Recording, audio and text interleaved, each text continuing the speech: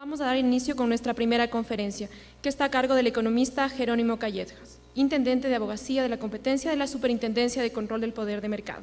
El economista Callejas se graduó en la Pontificia Universidad Católica del Ecuador.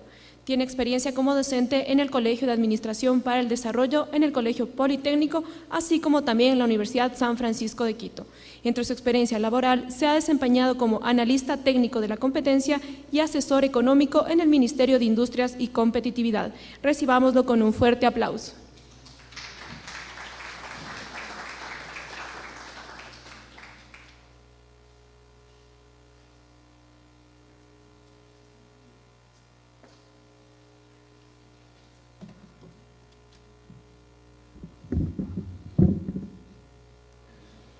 Bueno, buenos días. Es para mí una gran oportunidad poder dirigirme a ustedes en este 13º Seminario Internacional que hemos ya realizado con la Superintendencia de Control de Poder de Mercado.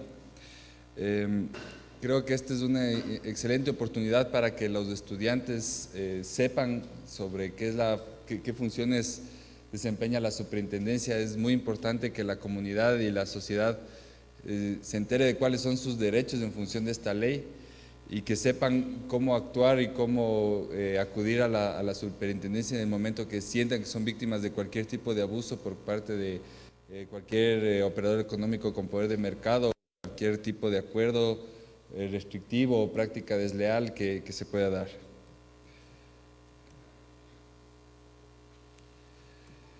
Bueno, mi presentación, si ya le podemos poner, por favor, se enfoca en el ámbito de la ley. Vamos a analizar qué es la superintendencia, qué hace la superintendencia y qué rol tiene la superintendencia. La siguiente, por favor.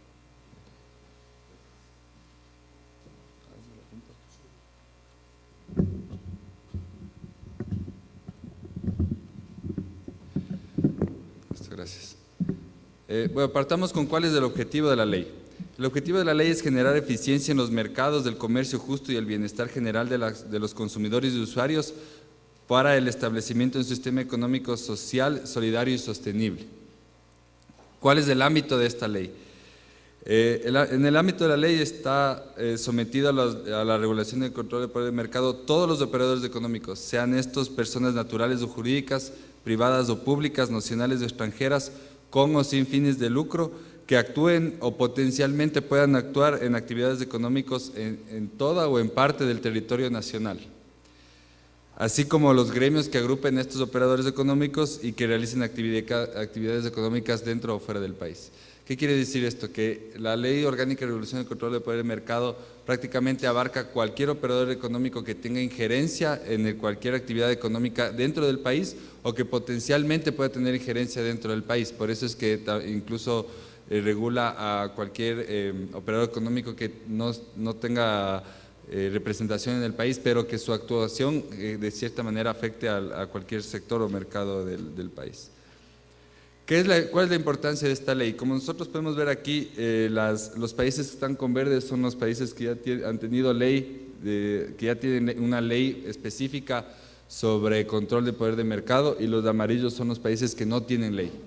Como podemos ver, Argentina fue el primer país en el contexto sudamericano, en la región, que tuvo ley en 1923.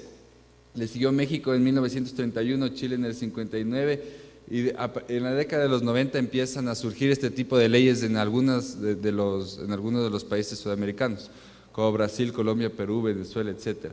Ecuador recién tiene ley en el año 2011. Es por esto que se puede ver que estamos bastante atrasados en materia de protección a la competencia aquí en el país. Y tenemos países como Bolivia, por ejemplo, que no tiene una norma propia, sino que actúa con una norma supranacional, que es la que utilizábamos nosotros, la decisión 608 de la Comunidad Andina. Ellos la aplican, y Paraguay, que no tiene tampoco ley propia, ¿no? Un poquito para que contextualicemos cómo se ha venido dando el tema de la ley. La ley fue creada en el 13 de octubre del 2011, fue publicada en el Registro Oficial 555 y es aquí cuando entra en vigencia. La Superintendencia de Control de Poder de Mercado pertenece a la función de transparencia y control social. no pertenece ni al Ejecutivo, ni al Legislativo, ni al Judicial. Es importante tener eso en claro para que sepan cuál es nuestro ámbito de acción, ¿no? La superintendencia está concebido como un organismo técnico de control con capacidad sancionatoria, de administración desconcentrada, con personalidad jurídica, patrimonio propio y autonomía administrativa, presupuestaria y organizativa. Su domicilio es en la ciudad de Quito, sin perjuicio de que se puedan abrir oficinas regionales, y esto es un proyecto que ya tiene la superintendencia para generar intendencias regionales en algunos puntos del contexto nacional. El 6 de septiembre del 2012 fue posesionado el doctor Pedro Páez Pérez como superintendente de control de poder de mercado en el seno de la Asamblea Nacional, y ahí es cuando se vuelve operativa la superintendencia. ¿Cuáles son los ámbitos de acción de la superintendencia de control de poder de mercado? Tiene 5 ámbitos de acción muy claros. El primero es la abogacía de la competencia. Abogacía de la competencia, como ya se va a explicar más adelante, lo que hace es promover un ambiente que promueva en sí la competencia, ¿sí? Generar ese ambiente pro-competitivo, dar este tipo de impulso a la competencia, conocimiento de la norma, etcétera. Concentraciones económicas. Las concentraciones económicas es un control de las empresas que quieran fusionarse o de cierta manera que 2 o más empresas que se dé un cambio de control en las empresas y que de una manera u otra obedezcan a una misma voluntad económica. Es una concentración económica que también ampliaremos después. La superintendencia también, uno de sus ámbitos de acción es controlar el abuso del poder de mercado. Nosotros sancionamos, prevenimos y corregimos el abuso del poder de mercado. Lo mismo con los acuerdos y prácticas restrictivas. Sancionamos, controlamos y prevenimos el abuso de prácticas restrictivas. Y por último, el último ámbito de acción es controlar, sancionar y corregir las prácticas desleales. Que prácticas desleales se refiere a toda aquella práctica económica deshonesta. Ya vamos a ampliar más adelante. Empezamos entonces por abogacía de la competencia. La función de abogacía de la competencia es la de promover las prácticas de los actores públicos y privados en el fomento de la competencia y promover la creación de un ambiente propenso a la competencia a través de la evaluación y proposición de políticas y demás normativa general y sectorial. ¿Cómo se llega a cumplir con este ámbito de acción? Una de las formas es la promoción de la participación de la comunidad en el fomento de la competencia y transparencia de los mercados. ¿Cómo hacemos esto? Mediante exactamente este tipo de eventos. Nosotros lo que hacemos es informar a la sociedad, a la comunidad sobre sus derechos en temas de competencia para que ellos entiendan qué es lo que hacemos como superintendencia y que sean ustedes las personas que nos ayuden a corregir ciertas prácticas que se pueden estar dando en el mercado. Entonces, la primera etapa es, de cierta manera, generar un conocimiento común, una inteligencia colectiva para que se pueda llevar a cabo la aplicación de la ley. 2. Coordinar las acciones que fueren necesarias y suscribir convenios de cooperación con entidades públicas y privadas a fin de promover la libre concurrencia de los operadores económicos a los diferentes mercados. Nosotros buscamos generar convenios, generar acuerdos entre tanto productores como proveedores y consumidores para que de cierta manera se eliminen ciertas restricciones que pueden existir en el mercado. Ciertas barreras que limiten a ciertos proveedores llegar a algún grupo de productores o de ciertos productores llegar a un grupo de usuarios, entre otras cosas, ¿sí? Examinar permanentemente los efectos de políticas de precios. Nosotros tenemos que analizar cualquier restricción o cualquier tipo de política de precio que implemente cualquier organismo del Estado. Un ejemplo claro de esto es el decreto 1438 que lo estamos analizando. Nosotros tenemos que ver si es que este decreto no atenta hacia la competencia y tenemos que ver que se esté aplicando de manera correcta, de tal manera que cumpla con el objetivo para el cual fue creado, y esa es una de las funciones de la abogacía de la competencia. Examinar permanentemente las ayudas públicas conferidas y evaluar que cumplan con los fines que motivaron su implementación. Toda ayuda pública emitida por el Estado central tiene que ser analizados por nosotros de tal manera que nosotros podamos constatar que se aplique de manera indiscriminada a todos los operadores de mercado. Una ayuda pública solo puede beneficiar a un cierto grupo de de operadores económicos, siempre y cuando esta ayuda cumpla con un fin superior. En este caso, generar mayor eficiencia en cierto mercado, que tenga cierto fin social para ayudar a un grupo de personas, etcétera, ¿sí? Examinar permanentemente las restricciones a la competencia autorizada por la Junta de Regulación. Ya vamos a ver qué es la Junta de Regulación y volveré a este tema. Emitir opiniones de materia de competencia respecto a leyes, reglamentos, circulares o actos administrativos. Una de las funciones de la Intendencia de Abogacía de la Competencia es analizar las leyes, normativas y actos administrativos emitidos por cualquier estancia del Estado, de tal manera que no resulten anticompetitivas, que no generen barreras de entrada a nuevos proveedores, que no beneficie unilateralmente a un grupo de operadores económicos, que de cierta manera no restrinja la oferta de ciertos insumos o bienes y servicios. Eso tenemos que analizar nosotros. Si, por ejemplo, se emite una nueva ley que de cierta manera esté perjudicando a la competencia, nosotros tenemos la obligación de emitir una opinión sobre esa ley y decirlo, ¿no?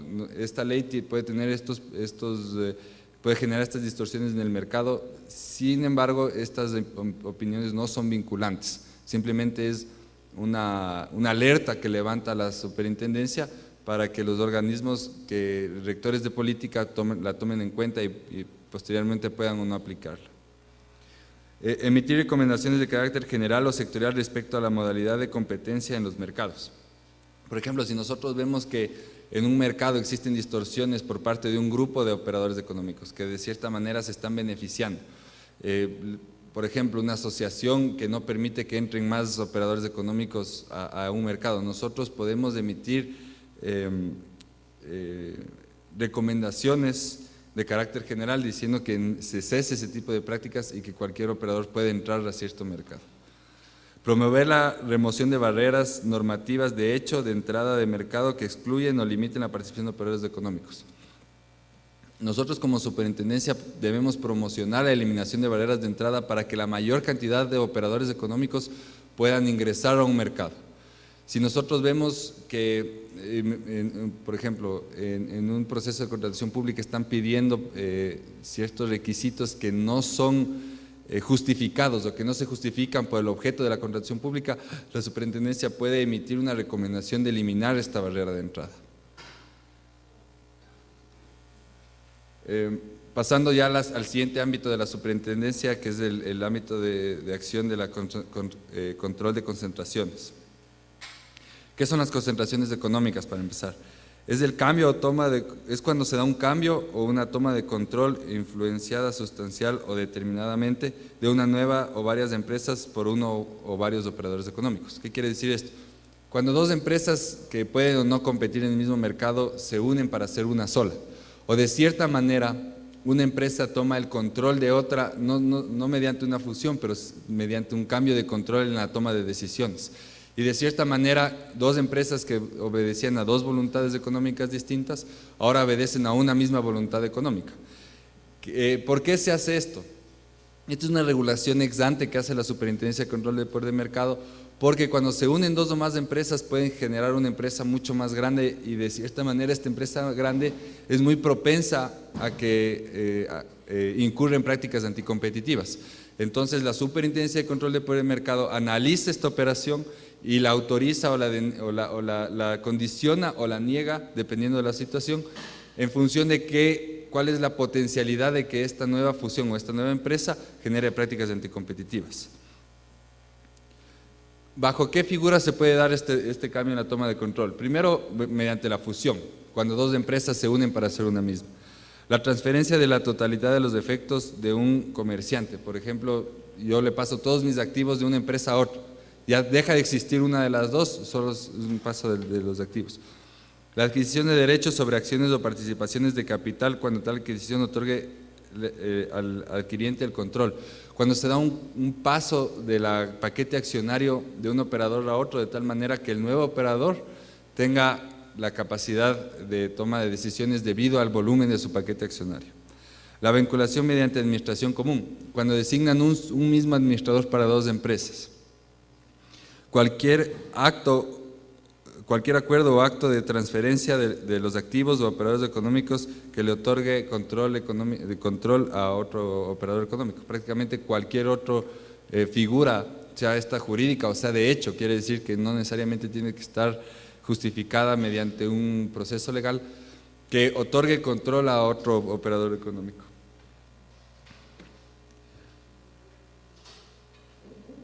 ¿Cómo ejerce la superintendencia sus atributos en este ámbito de acción? Mediante dos procedimientos. El primero, condicionar o negar la solicitud previa de autorización para llevar a cabo una operación de concentración económica. Para esto necesita investigar y resolver sobre operaciones de concentración no notificadas. A ver, hay dos procesos aquí, cómo se lleva a cabo este ámbito de acción. El primero es cuando empresas que se van a fusionar o que va a haber que se van a concentrar, se acercan voluntariamente a la Superintendencia de Control de Poder de Mercado y nos dice, nosotros tenemos la intención de concentrarnos, necesitamos que nos autorice. La superintendencia hace una evaluación de la operación donde analiza cuáles son los potenciales efectos que tendría esta concentración en los mercados en los que participen estas empresas y tiene tres opciones: aceptar la concentración, que simplemente dice la acepta y sigue el proceso; condicionarla, esta condición puede ser que se fusionen en ciertas líneas de negocio pero se desprendan de otra, que se desprendan de ciertas integraciones verticales o horizontales que puede tener, entre otros ejemplos; o negar la concentración. Les dice, no, ustedes no se pueden concentrar porque el efecto de que ustedes se concentren es una alteración al nivel de competencia en el mercado. Eso por un lado. Por otro lado, la Superintendencia de Control de Poder de Mercado también tiene la capacidad de analizar operaciones de concentración que no hayan sido notificadas. ¿Qué quiere decir esto? Dos empresas quieren fusionarse y simplemente no piden autorización ni notifican a la Superintendencia de Control de Poder de Mercado y cuando en realidad debieron haberlo hecho. Si es que esto se da, la Superintendencia realiza una investigación, analiza si en realidad debían o no notificar y en el caso que debían haber notificado y no lo hicieron, correrían con algunas de las sanciones que vamos a ver más adelante. Un poco aquí está descrito el proceso. ¿Cómo se da? Hay dos tipos de concentraciones: concentraciones verticales y concentraciones horizontales. Ahorita vamos a analizar, está aquí tal vez mal el nombre, una es horizontal, esta de acá debe haber sido concentración horizontal. ¿Cuándo tienen que notificar?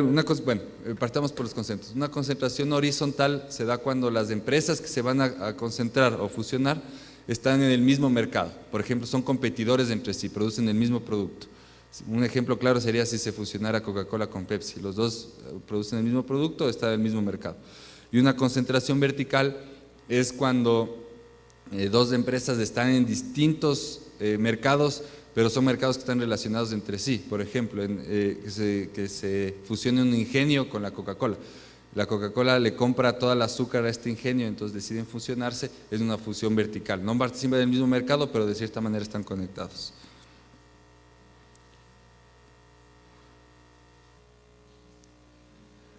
Bueno, hay dos maneras, hay dos parámetros que se deben tomar en cuenta para tener que notificar una fusión o una operación de concentración. La primera es el volumen total de negocios. Si el volumen total de negocios de las dos operadoras sobrepasan el límite establecido por la Junta de Regulación, tendrían que notificar. Este límite muchas veces está calculado sobre el volumen de ventas. Por ejemplo, todavía no se fija este parámetro, pero digamos que se fija en 30 millones de dólares. Si las dos empresas que se quieren fusionar, sea esto una concentración horizontal o una concentración vertical, sus ventas, su volumen de negocio superan 30 millones de dólares entre las dos, tienen la obligación de notificar. Eso es por un lado. Por otro lado, hay que tomar en cuenta que también están obligadas a notificar siempre y cuando su cuota de mercado conjunta sea de más del 30%. Este parámetro que está acá es más utilizado en las operaciones horizontales. ¿Por qué? Porque ahí sí podemos saber cuánto es la cuota de mercado de dos empresas en un solo mercado. Si la Coca-Cola y la Pepsi conjuntas venden más del 30% del total de colas en el mercado, deberían notificar esa fusión. Una vez que se notifica, se hace el análisis de los posibles efectos que podría tener esta concentración económica y se llega a una de estas tres instancias. Se autoriza, como habíamos comentado antes, se subordina al acto al cumplimiento de ciertas condiciones o se niega la autorización. Esto es una resolución en primera instancia. La resolución en primera instancia la realiza la Comisión de Resolución, que está dentro de la Superintendencia de Control del Poder del Mercado, y los operadores económicos pueden apelar esta decisión. De esta manera pasa a una resolución de segunda instancia. El resolutor de segunda instancia es el señor Superintendente de Control del Poder del Mercado, que emitiría una segunda opinión que podría de cierta manera contradecir a la primera o podría ratificar a la primera. En caso de que contradiga a la primera, se acabaría aquí el proceso, pero en caso de que ratifique y el operador económico sienta que quiere apelar nuevamente, sería ya la resolución en recurso administrativo, que sería el Tribunal Contencioso Administrativo. Vamos al siguiente ámbito de acción, que es el abuso de poder de mercado. ¿Qué es el abuso de poder de mercado? Es cuando un operador económico, sobre la base de su poder de mercado por cualquier medio, impida, restringe, falsee o distorsione la competencia o afecte negativamente la eficiencia económica o bienestar general. Más claro, un operador con poder de mercado es aquel que puede actuar independientemente de sus proveedores, competidores y consumidores. Yo, como tengo tanto poder de mercado, yo fijo los precios, yo impongo las cuotas de mercado, yo le impongo los precios a mis proveedores, etcétera, ¿no? Es porque tengo tanto poder de mercado que puedo hacerlo. Y mis compradores, mis competidores y mis proveedores no tienen otra opción más que hacer lo que yo estoy disponiendo. Hay dos tipos de prácticas en las que se puede incurrir cuando un operador tiene poder de mercado: las prácticas explotativas y las prácticas exclusorias. Aquí es importante definir que tener poder de mercado no es algo ilegal en la ley. Un operador con poder, pueden existir todos los operadores con poder de mercado que se quiera, siempre y cuando estos operadores no incurran en prácticas anticompetitivas, o sea, siempre y cuando estos operadores no abusen de su poder de mercado. Entre las prácticas explotativas está todas las prácticas que tienen que ver con la extracción del excedente del consumidor. ¿Qué quiere decir? Que a través de precios o a través de cualquier otra práctica, de cierta manera lesionan la capacidad adquisitiva de los consumidores. Por ejemplo, un operador que sea monopólico puede poner el precio que sea y los consumidores de cierta manera van a tener que pagar ese precio. Y ese precio estaría de cierta manera reduciendo su capacidad adquisitiva. Es lo mismo con los proveedores. Un operador con poder de mercado puede imponerle precios a sus proveedores de tal manera que los proveedores lleguen a tener márgenes muy pequeños o incluso negativos. Y le estaría haciendo una práctica explotativa porque estaría menoscabando su capacidad económica, ¿sí? Y las prácticas exclusorias, que son las que tenemos acá, el fin que tienen estas prácticas es excluir a competidores del mercado. Yo, como operador de mercado, tomo ciertas acciones y logro excluir a mis competidores del mercado hasta que en un momento me quedo solo y me convierto en un operador monopólico. Bueno, el poder de mercado ya lo comentamos, y importante, sí, todo esto ya. ¿Cuáles son las prácticas explotativas? Como les comentaba antes, una práctica explotativa se da cuando los operadores económicos aprovechan su poder de mercado para explotar a los consumidores.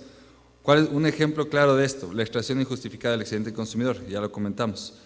Precios excesivos que no se justifican en los costos o otras variaciones de las condiciones de mercado. Por ejemplo, otra es la discriminación injustificada de precios, cuando a un cierto grupo de operadores les cobro un precio demasiado alto porque sé que dependen de mayor manera de mí. Les pongo un ejemplo. En un mercado de medicamentos, cuando yo cobro cierto precio por un medicamento a unos pacientes que no tienen una enfermedad crónica, quiere decir que pueden tomar el medicamento por un tiempo y se van a curar, pero les cobro un precio mucho más alto a pacientes que tienen enfermedad crónica y tienen que tomar el medicamento constantemente. Estos otros consumidores tienen que acceder a ese medicamento constantemente y yo les subo el precio a ellos porque sé que no tienen otra opción. Eso sería un claro ejemplo de una discriminación injustificada de precios. Ventas condicionadas o ventas atadas. Esto es algo muy típico y muy frecuente en nuestro mercado. y a mucha gente ha pasado, bueno, ahora ya supuestamente está prohibido, pero cuando íbamos a acceder nosotros a un crédito bancario nos pedían que compremos el seguro con la aseguradora del banco, no podíamos ir a comprar un seguro afuera. Es una venta atada porque nos están obligando a adquirir un bien que no necesariamente necesitamos para adquirir un bien que en realidad sí necesitamos. ¿Sí? Entre otras prácticas, ¿no? Ahora veamos qué son las prácticas exclusorias. Es cuando operadores de mercado intentan excluir a la competencia. Un ejemplo de esto, fijación de precios predatorios. Precios predatorios se dan cuando un operador en el mercado que tiene poder de mercado baja sus precios por debajo de sus costos marginales, de tal manera que sus competidores no pueden seguir esta política de precios porque quiebran. El operador con poder de mercado puede asumir estas pérdidas a un corto plazo porque tiene poder de mercado, tiene una cantidad importante de activos, tiene una solidez financiera bastante importante, y lo que hace prácticamente es lograr que sus competidores quiebren, y una vez que está solo en el mercado incrementa sus precios a niveles monopólicos, perjudicando hacia los consumidores. Es un claro ejemplo de prácticas de precios predatorios. Otro ejemplo de prácticas exclusorias son los subsidios cruzados injustificados. ¿Cómo se dan los subsidios cruzados? Es cuando un operador económico que tiene poder de mercado en un mercado determinado saca las ganancias que genera en ese mercado y empieza a subsidiar otro producto en otro mercado con el fin de generar el mismo poder de mercado en este segundo mercado. Esto es bastante común en el campo de las telecomunicaciones. Bueno, sigamos, por favor. Otro ámbito de acción son los acuerdos restrictivos. ¿Qué son los acuerdos restrictivos? Se considera un acuerdo restrictivo a la competencia a todo acto o conducta de cualquier forma manifestados relacionados con la producción e intercambio de bienes y servicios cuyo objeto o efecto sea o pueda ser impedir, restringir, falsear o distorsionar la competencia o afecte negativamente la eficiencia económica o el bienestar general. En pocas palabras, un acuerdo restrictivo es cuando dos o más operadores económicos se ponen de acuerdo para distorsionar el mercado. Esta distorsión se puede dar en función de fijación de precios, de repartición de mercados, establecimientos de cuotas de producción, disminución de estándares de calidad, entre otras, ¿sí? Lo importante aquí es que los acuerdos restrictivos se juzgan por su objeto o efecto. ¿Qué quiere decir esto? Por su objeto es cuando ya han tenido un efecto en el mercado, es decir, cuando se juzga por el objeto es cuando la intención en la que con la que se armó el acuerdo restrictivo. Por ejemplo, dos o más operadores económicos se ponen de acuerdo para fijar un precio. Les pongo un ejemplo en la leche. Desde ahora la leche va a costar $1.50 y todos los operadores que venden leche ahora venden a $1.50. Pero ¿qué tal si es que por A o B no se llega a dar el acuerdo y no se llegan a subir los precios?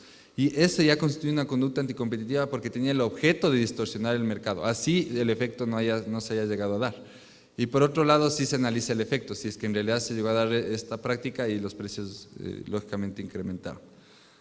Ejemplos de acuerdos restrictivos, acuerdo para fijar o manipular precios, lo que estábamos comentando. Se ponen de acuerdo 3 o 4 productores de leche de un determinado sector y nos suben los precios, ¿no? Acuerdos para manipular o controlar la producción o comercialización de bienes y servicios. Cuando, digamos, tenemos en el mercado del acero, hay 3 o 4 operadores de acero que dicen ahora toda la varilla que vamos a vender va a ser a través de esta cadena de ferreterías y donde ninguna más. Eso es un acuerdo restrictivo.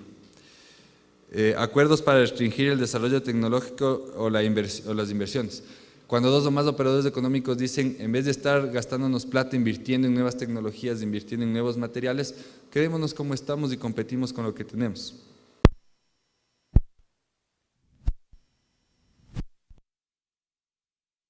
Las compras públicas que se publican en el portal de compras públicas de aquí en el INCOP, dos o más operadores económicos deciden sabotear esta compra pública, por ejemplo, no presentarse para que los precios suban, o se ponen de acuerdo para que uno de los dos gane y después dividirse el contrato, o puede ser también que uno no se presente a la compra pública y solo se presente otro operador económico y sea él el adjudicado y después se dividan las ganancias. Hay bastantes modelos en esta conducta. Acuerdos para generar condiciones de discriminación, exclusividad en ventas y condiciones y ventas condicionadas. Cuando dos más operadores económicos, como les comentaba, es prácticamente el ejemplo del acero que les puse, ¿no? Toda la producción de acero se va a guiar exclusivamente por una cadena de ferreterías y esta exclusividad no tiene una justificación, entre otros, ¿no? Otro ámbito de la ley son las prácticas desleales. ¿A qué se refiere una práctica leal? Una práctica desleal es un hecho, acto o práctica contrarias a los usos y costumbres honestos en el desarrollo de actividades económicas que impidan, restrinjan, falseen o distorsionen la competencia, atenten contra la eficiencia económica o el bienestar general de los derechos de los consumidores y usuarios. Ejemplos de prácticas desleales son los actos de imitación, cuando un producto trata de copiar a otro que ya tiene un cierto prestigio en el mercado. Lo trata de copiar tanto en sus características físicas, como puede ser el envase, o puede ser por sus características de uso, ¿no? Como por ejemplo que da ciertas ventajas o que proporciona cierto tipo de bienestar a los consumidores. Cualquiera de estos actos de imitación pueden constituir, bajo ciertos parámetros y ciertos supuestos, una práctica desleal. Puede haber actos de publicidad engañosa, cuando un producto nos dice que va a curar o va a dar cierto beneficio al usuario que en realidad no lo hace. Esto también constituye un acto de una práctica desleal. Actos de confusión, cuando de cierta manera yo quiero crear una idea al consumidor que no es la que en realidad va a ser administrada por el producto, es un acto de confusión. Explotar la reputación ajena es cuando yo me valgo del nombre de un competidor para promocionar mi producto. Entre otras, ¿no? Violaciones de secretos empresariales, cuando yo me apropio de cierta información reservada y privada de un competidor para mi propio beneficio. Así hay algunas otras prácticas, ¿no? Prácticas agresivas de acoso, cohesión e influencia indebida contra los consumidores, entre otras. ¿Cuáles son las amenazas de las prácticas anticompetitivas? La primera, el abuso de poder de mercado, los acuerdos y prácticas restrictivas y las prácticas desleales distorsionan el funcionamiento del mercado. Todas las prácticas que acabamos de ver, de cierta manera, no permiten que el mercado se desarrolle con normalidad. Y esta distorsión puede generar que muchas empresas no logren crecer como debieran, que se limite el acceso a nuevos operadores, que se limite la capacidad emprendedora de muchos operadores económicos, entre otras, ¿no? Incrementan los costos de inversión que se requiere para ingresar a mercados, reduciendo la competitividad. Esto, mediante las barreras de entrada, desaniman o de plano impiden el ingreso a nuevos oferentes. El ingresar a mercados distorsionados se vuelve muy costoso para operadores nuevos, lo que de cierta manera desincentiva el ingreso, haciendo que los consumidores tengan menores opciones para escoger y menores alternativas al momento de realizar sus compras dentro de los mercados que están distorsionados. Otra de las amenazas es que dificultan que operadores económicos honestos se mantengan en el mercado, los cuales muchas veces son obligados a salir de él con las correspondientes pérdidas de inversiones y costos hundidos. Operadores que realizan sus prácticas de manera honesta son empujados fuera del mercado por operadores que incurren en prácticas anticompetitivas y de cierta manera es un efecto contraproducente a las buenas prácticas que queremos en el mercado con esta ley. Reduce la oferta de bienes y servicios, aumenta los precios, disminuye la calidad, empeoran las condiciones y promociones en perjuicio de los consumidores y usuarios y a favor de los infractores. Como vemos, casi todas de estas prácticas anticompetitivas que hemos analizado repercuten directamente hacia el bienestar del consumidor. Cuando nos están poniendo precios predatorios, podemos de cierta manera en un corto espacio de tiempo gozar de precios bajos, pero cuando el operador se vuelve monopólico nos sube los precios a un niveles tan altos que resultan ya restrictivos para que muchos de los consumidores accedan a esos productos. Cuando tenemos acuerdos y prácticas donde se restringe la calidad de los productos, el perjudicado es el consumidor que recibe un bien de peor calidad. En las colusión en compras públicas, el Estado paga más por un producto o un servicio determinado, lo que a la larga repercute en el bolsillo de los ciudadanos, que son los que pagan los impuestos con los que se compra esos bienes o servicios. Entonces, todas estas prácticas a la larga terminan perjudicando al ciudadano y al consumidor. Contraen la economía nacional y detienen el crecimiento del aparato productivo. Al no dejar que nuevos operadores ingresen al mercado, al limitar la capacidad emprendedora de los operadores económicos, de cierta manera se está frenando el crecimiento nacional y se está limitando una redistribución de los ingresos hacia operadores más pequeños y que de cierta manera podrían competir con los operadores con poder de mercado, lo que genera, detiene el crecimiento del aparato productivo, ¿no?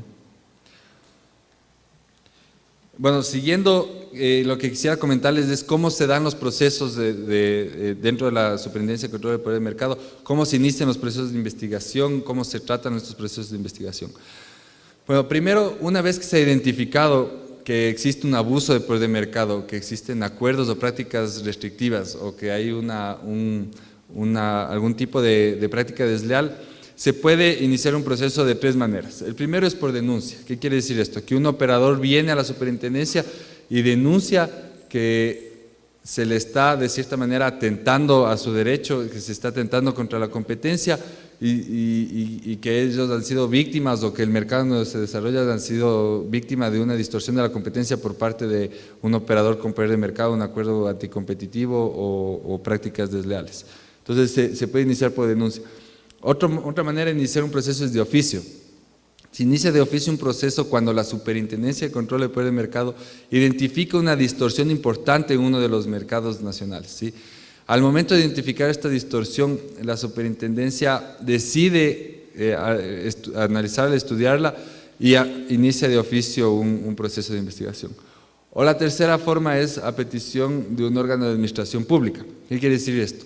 Cualquier órgano de administración pública del Estado puede realizar una denuncia o puede solicitar el inicio de una investigación en la Superintendencia de Control del Poder del Mercado, siempre y cuando este órgano de administración pública haya identificado una potencial práctica anticompetitiva, ¿sí?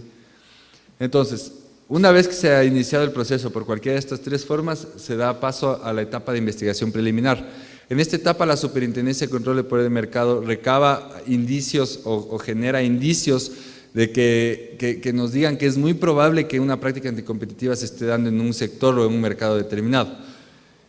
Al realizar esta investigación preliminar se puede llegar a dos conclusiones: que no existen indicios suficientes para presumir la existencia de una práctica anticompetitiva, que en ese caso se llegaría hasta ahí, o que sí existen indicios suficientes para creer que se está dando una práctica anticompetitiva en un sector o en un mercado determinado.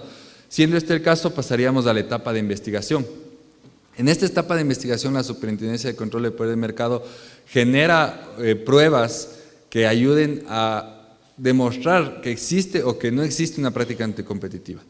En esta etapa, tanto la Superintendencia de Control del Poder del Mercado es la encargada de generar los indicios, como los operadores involucrados, tanto los operadores que se hayan visto afectados por una posible práctica o los operadores que están siendo acusados de implementar este tipo de prácticas anticompetitivas. Una vez terminada la etapa de investigación, se pasa a la etapa de contradicción. Bueno, en esta etapa de investigación lo que se hace es un informe que se presenta tanto a la Comisión de Resolución como a las partes, en el que se indica las conclusiones a las que llegó de la investigación. Estas conclusiones pueden ser que sí ha existido una práctica anticompetitiva o que no ha existido una práctica anticompetitiva. Es por esto que en la etapa de contradicción, los operadores económicos involucrados pueden de cierta manera presentar argumentos o pruebas que desmientan o corroboren las conclusiones alcanzadas en la etapa de investigación. Una vez terminada la etapa de contradicción, sube todo el expediente a la Comisión de Resolución, donde ya se resuelve sobre el caso. Esta resolución puede implicar que la existencia de una práctica anticompetitiva o la no existencia de una práctica anticompetitiva. Como comentamos antes, si es que alguno de los operadores económicos no está de acuerdo con la resolución de primera instancia, puede apelar a la resolución de segunda instancia, que está a cargo del Superintendente de Control del Poder del Mercado, Y es aquí donde se terminaría ya el proceso dentro de la superintendencia. Si es que al emitirse las resoluciones en segunda instancia, el operador económico sigue sin estar de acuerdo con las conclusiones alcanzadas, puede apelar al proceso en sede administrativa, que sería el contencioso administrativo. Es justo lo que tenemos aquí, ¿no? Si no existe en primera instancia se puede llegar a dos conclusiones. No existe una conducta sancionable, o si existe una conducta sancionable donde se impone, donde se da la imposición de la sanción o medios de corrección. Y en segunda instancia lo mismo, ¿no? Si no se está de acuerdo, si uno de los operadores económicos no está de acuerdo con la resolución alcanzada acá, se apela a segunda instancia, donde se puede modificar la resolución en primera instancia o ratificar la resolución en primera instancia. En el supuesto caso de que se identifique una conducta anticompetitiva sancionable, se tiene que imponer una sanción y la sanción sería por cualquiera de estas vías, ¿no? Tenemos infracciones leves cuyas multas son hasta el 8% del volumen de negocios del operador sancionado. Es del 8% del volumen de negocios del año inmediatamente anterior a la sanción. Esto quiere decir que le podríamos sancionar hasta con el 8% del total de sus ventas, por ejemplo, del año anterior. Una infracción grave implica una multa de hasta el 10% del volumen de negocios del año anterior y una infracción muy grave es hasta el 12% del volumen de negocios del año anterior. Como podemos ver, son multas bastante serias, bastante graves, y lo que pretenden estas multas es desincentivar cualquier tipo de iniciativa por incurrir en actos anticompetitivos, ¿no? Las multas también se pueden calcular, si es que no se puede calcular el volumen de negocios, se puede aplicar las multas de esta manera, que las leves irían entre 50 y 2.000 remuneraciones básicas unificadas, las graves entre 2001 y 40.000 remuneraciones básicas unificadas, y las muy graves con unas multas mayores a las 40.000 remuneraciones básicas unificadas.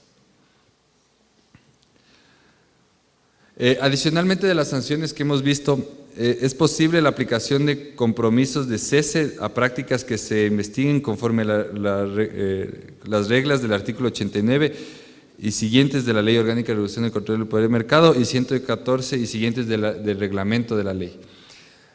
Estos compromisos de cese lo que hacen es, lo que se busca con esto es que en medio de una investigación se logre llegar a un acuerdo con los operadores investigados para que cesen las prácticas anticompetitivas y se realice una corrección al mercado distorsionado, ¿no?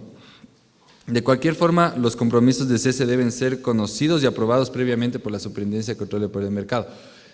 Lo que implica esto es que el compromiso de cese es un acuerdo entre la Superintendencia de Control del Poder del Mercado y los operadores que están siendo investigados por una práctica anticompetitiva. En estos compromisos de cese, el operador investigado admite haber incurrido en una de las prácticas anticompetitivas prohibidas por la ley y se compromete en cesar y corregir las distorsiones al mercado que se hayan dado. Por otra parte, la ley prevé la posibilidad de que un operador económico inmerso en un cartel colabore con la autoridad a fin de aportar pruebas que le permitan a esta última la investigación y descubrimiento de un acuerdo anticompetitivo. Dependiendo del nivel de colaboración, las autoridades pueden llegar a exonerar de la multa al operador o reconocer una disminución del importe de dicha multa que puede ir hasta el 50%. Esto es un elemento muy importante que tenemos en la ley. Cuando nosotros vemos que existe un acuerdo, una cartelización en precios, por ejemplo, en cualquier mercado, la ley nos permite a nosotros colaborar o ayudar a cualquier operador económico que aporte pruebas que nos permitan a nosotros dilucidar la existencia de este cartel. A este operador que aporte con pruebas o aporte con indicios que nos permitan demostrar la existencia del cartel, se le puede exonerar de la multa o disminuirle hasta un 50% de la multa, dependiendo de qué tan efectivas hayan sido las pruebas con las que haya aportado. ¿Qué beneficios genera la Ley Orgánica de Regulación del Control del Poder del Mercado? Primero, estimula la inversión y participación de nuevos operadores económicos, quienes encuentran los suficientes estímulos e incentivos para ingresar a los mercados. Al limitar el poder que tienen las empresas grandes, se genera de cierta manera incentivos para que operadores pequeños puedan ingresar a los mercados y que puedan desarrollarse en los mismos. Segundo, protege a los actuales empresarios de abuso de poder de mercado, los acuerdos y prácticas restrictivas y prácticas desleales. La ley protege a los operadores que no tienen poder de mercado, que no forman parte de un acuerdo restrictivo o que no incurren en prácticas desleales, de que operadores que sí lo hacen los excluyan o los saquen del mercado. Salvaguarda los derechos constitucionales de empresa, propiedad y trabajo a través de los elementos que ya hemos mencionado, ¿no? Genera más oferta de bienes y servicios, los cuales buscan tener un mejor precio, calidad y condiciones para atraer a preferencia de los consumidores y usuarios. A la larga, todos estos esfuerzos sobre eliminar prácticas anticompetitivas se traduce con un aumento en el bienestar de los consumidores, que pueden acceder a los mismos bienes a mejores precios o bienes de mejor calidad o bienes mucho más competitivos debido al ambiente de competencia que existe en los mercados en los que los adquieren. Aumenta la cantidad de transacciones comerciales y productivas generando mayores ingresos de los operadores económicos, lo que habíamos dicho antes. Aumenta el bienestar social, lo que comenté sobre los consumidores. Dinamiza el aparato productivo generando mayores oportunidades de inversión en el mercado relacionados. La competencia de cierta manera genera un incentivo a la innovación y a la incorporación de nuevas prácticas comerciales y productivas que de cierta manera hace que el aparato productivo sea mucho más competitivo. Entonces, a través de la eliminación de prácticas anticompetitivas podemos generar un mejor y más rápido desarrollo económico. Beneficia el ingreso tributario del país en relación al aumento de transacciones económicas que se generan. Al haber más empresas, más operadores económicos, de cierta manera se aumenta también la recaudación tributaria, lo que facilita y mejora la prosperidad del Estado. Por último, quería comentarles sobre la Junta de Regulación. La Junta de Regulación es un ente del Estado ecuatoriano que está bajo el Ejecutivo, a la cual le corresponde la planificación y la formulación de políticas públicas y regulación en el ámbito de la Ley Orgánica de Regulación del Poder de Mercado. La regulación de los mercados en ámbito de competencia está a cargo de la Junta de Regulación, no de la Superintendencia de Control del Poder de Mercado. La Junta de Regulación está integrada por el Ministerio Coordinador de la Producción, la Política Económica, los sectores estratégicos y de desarrollo social. El Superintendente de Control del Poder de Mercado participa en las sesiones de la Junta de Regulación en calidad de invitado con voz pero sin voto. Eso sería todo sobre la presentación sobre la Ley Orgánica de Regulación del Control del Poder de Mercado y las actividades que realiza la Superintendencia de Control del Poder de Mercado. Para información adicional les invito a que ingresen a la página web de la Superintendencia, que es www.scpm.gov.es, donde podrán encontrar el material de los 12 anteriores seminarios internacionales que hemos tenido, además de bastante material que les puede servir para cualquier investigación económica que ustedes quieran realizar e incluso investigaciones de carácter legal que puedan querer emprender. Así que muchas gracias por su atención y espero les haya servido.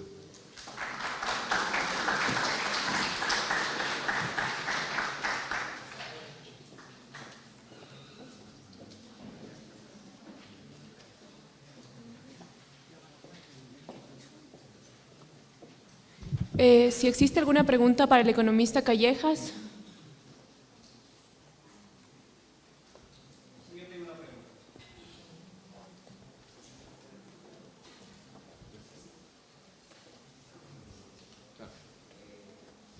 Gracias por la atención, gracias por la invitación. Está enseguida. Ya tenemos algunos casos de estos donde la Superintendencia ha dado solución a un tema en particular. De hecho, sí. La Superintendencia ha realizado bastante gestión para disminuir este tipo de prácticas mediante dos vías. La primera es los casos que se están llevando. Actualmente tenemos alrededor de 30 casos que se están desarrollando en las distintas intendencias y ya se han sacado resoluciones que de cierta manera son de cierta manera previenen que las prácticas anticompetitivas que se han logrado identificar hasta el momento generen mayores distorsiones en el mercado. estas resoluciones son confidenciales hasta que el caso no se resuelva, pero están relacionados al mercado de las telecomunicaciones. De cierta manera se han limitado ciertas prácticas dentro de los procesos que nos han permitido eliminar distorsiones en el mercado. Eso es una vía de los procesos de investigación. Otra vía que hemos implementado son las entrevistas con operadores económicos. Una vez que la Superintendencia de Control del Poder del Mercado ha identificado potenciales prácticas anticompetitivas, lo que ha hecho es llamar a una entrevista a los operadores económicos y explicarles que si proceden con ese tipo de prácticas, estaríamos nosotros iniciando un proceso de investigación y que se les podría llegar hasta sancionar. Esto fue un caso que tuvimos fue con el grupo TV Cable, que de cierta manera quiso cobrar a sus usuarios por un seguro sin que los usuarios lo autoricen con anterioridad.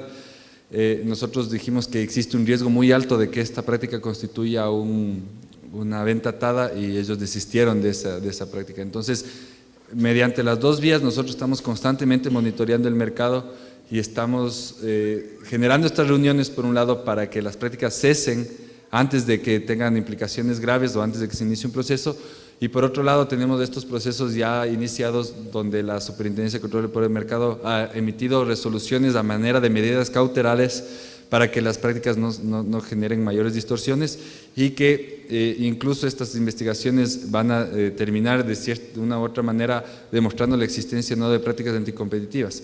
En el caso de que se demuestre la existencia de la práctica anticompetitiva, se ordena inmediatamente el cese de esa práctica y se le multa al operador económico. Entonces, mediante estas dos vías, la Superintendencia ha logrado eliminar prácticas anticompetitivas identificadas en los distintos mercados.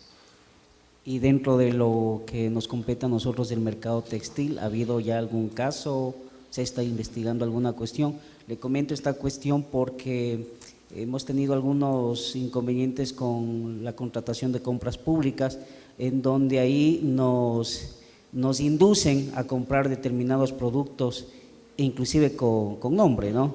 Con nombre de las empresas, y lo peor del caso es que son empresas extranjeras. No estoy en contra de las empresas extranjeras, pero sí pienso que es una medida en donde las empresas ecuatorianas que sí podemos hacer cosas de calidad y que tendríamos que estar en esos procesos, pues nos vemos medios apartados sin tomarnos en cuenta de estos procesos. Bueno, el ámbito de la superintendencia se puede dividir en dos momentos. Un momento previo a que se dé una práctica anticompetitiva y un momento posterior a que se dé una práctica anticompetitiva. En contratación pública tenemos nosotros algunos casos ya que se están llevando a cabo en la Superintendencia de Control del Poder del Mercado. Hay dos casos que ya se resolvieron en la Subsecretaría de Competencia anterior a la creación de la Superintendencia en contratación pública, pero sin embargo no tenemos todavía un caso en el tema textil. Lo que se ha hecho, como le decía, hay dos momentos, uno posterior a la ejecución de una práctica anticompetitiva y uno anterior. Se ha hecho bastantes esfuerzos en el momento anterior a que se generen las prácticas anticompetitivas. La superintendencia ha trabajado estos meses de una guía de contratación pública donde se les enseña a los servidores públicos cómo generar un proceso de contratación pública que no lesiona la competencia. Entre estas recomendaciones está el no direccionamiento de los términos de referencia, que no se incluyan preferencias anteriores por ningún tipo de operador económico, que los requisitos que se incluyen en los pliegos tengan necesariamente que estar relacionados con el objeto del contrato y que no sean requisitos que no aseguren un menor precio y una mejor calidad de los bienes, entre otros.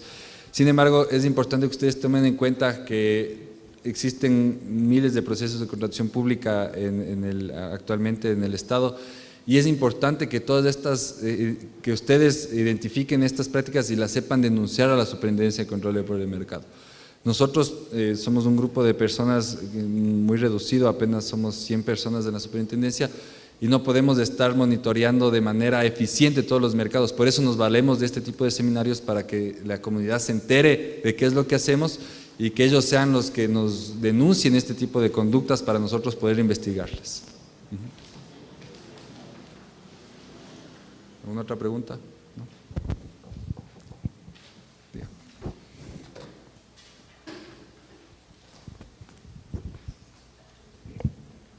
Buenos días. Mi inquietud es, soy artesano de Otavalo, artesanía textil, pero he vivido en unas circunstancias propias que en algunas ciudades de Ecuador no es prohibido promocionar diferentes artesanías como productor. ¿A dónde podemos acudir a tener algo de respaldo o no sé, ¿no? Y otra pregunta, como artesano, nosotros tenemos limitados tipos de exportación. Por ejemplo, nosotros podemos solamente realizar dos exportaciones al año. O sea, queremos vender nosotros directamente, pero ahí tenemos esas limitaciones. Eso también es una pregunta que quiero que me lo saquen. Exactamente, este tipo de inquietudes son las que nosotros podríamos resolver desde la Superintendencia de Control y Poder de Mercado.